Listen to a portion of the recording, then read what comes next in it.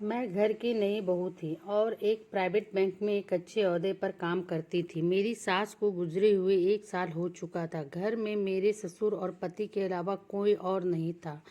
पति का अपना कारोबार था जिससे उनकी व्यवस्था भी काफ़ी रहती थी और कभी कभी ही हमारे बीच संबंध बनता, लेकिन जब बनाने लगे तो उसमें भी आफत क्यों कि घर में एक बुजुर्ग पिताजी थे। कभी भी आवाज़ दे के बुला लेते।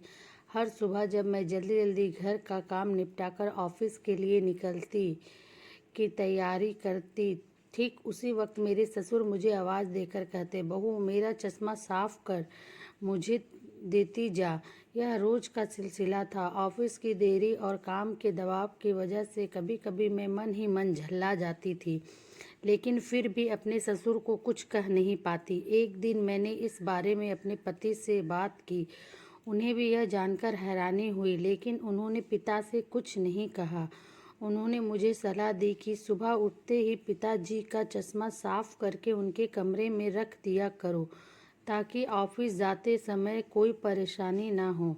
अगले दिन मैंने वैसा ही किया, पर फिर भी ऑफिस के लिए निकलते समय वही बात हुई। ससुर ने मुझे फिर बुलाकर कहा कि बहू मेरा चश्मा साफ कर दे। मुझे बहुत गुस्सा आया, लेकिन मेरे पास कोई विकल्प नहीं था। धीरे धीरे मैंने उनकी बातों को अनसुना करना शुरू कर दिया और कुछ समय बाद मैंने बिल्कुल ध्यान देना ही बंद कर दिया। ससुर के कुछ बोलने पर मैं कोई प्रतिक्रिया नहीं देती और बिल्कुल खामोशी से अपने काम में मस्त रहती। गुजरते वक्त के साथ ही एक दिन ससुर जी भी गुजर गए।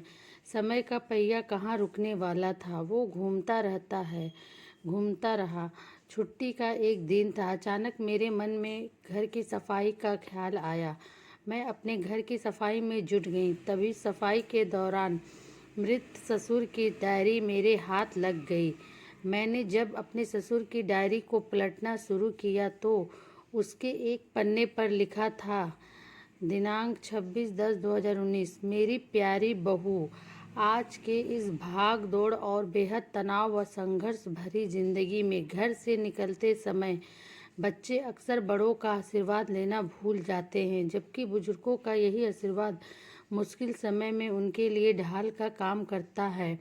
बस इसलिए जब तुम प्रतिदिन मेरा चश्मा साफ कर मुझे देने के लिए झुकती थी, तो मैं मन ही मन अपना हाथ तुम्हारे सिर पर रख देता था, क्योंकि मरने से पहले तुम्हारी सास ने मुझसे कहा था कि बहू को अपनी बेटी की तरह प्यार से रखना और उसे ये कभी भी मत महसूस होने देना कि वो अपने ससुराल में है और हम उसके माँ बाप नहीं हैं।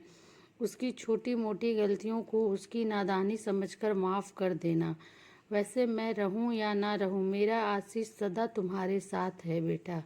सदा खुश रहो। अपने ससुर की डायरी को पढ़कर मुझे रोना आने लगा। आज मेरे ससुर को गुजरे ठीक 2 साल से ज़्यादा समय बीत चुके हैं, लेकिन फिर भी मैं रोज़ घर से बाहर निकलते समय अपने ससुर का चश्मा अच्छी तरह साफ कर उनके टेबल पर रख दिया करती हूँ। उनके अनदेखे हाथ से मिले आशीष की लालसा में अक्सर हम जीवन में रिश्तों का महत्व महसूस नहीं कर पाते, चाहे वो किसी से भी हो, वह कैसा भी हो, और जब तक महसूस करते हैं तब तक वह हमसे बहुत दूर जा चुका होता है। प्रत्येक रिश्ते की अहमियत और उनका भावनात्मक कद्र बेहद ज़रूरी है, अन्यथा ये जीवन व्यर्थ है। आपको ये एक छोटी सी स्टोरी कैसी लगी? Please like, share, comment and subscribe ज़रूर करें मेरे चैनल को। Thanks for